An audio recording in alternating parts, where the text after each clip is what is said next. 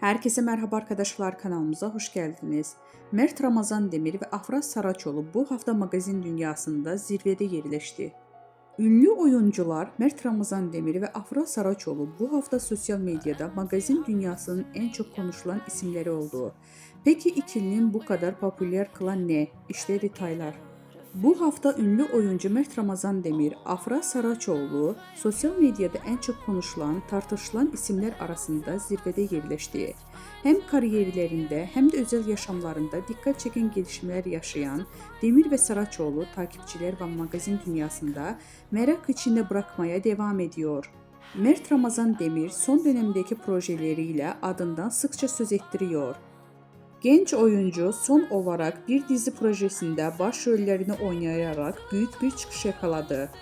Hakkında çıkan dedikodular ve özel hayatına dair sorular ise Demir'in sosyal medyada yoğun bir şekilde konuşulmasına neden oldu. Öyle ki Demir'in hem sahnede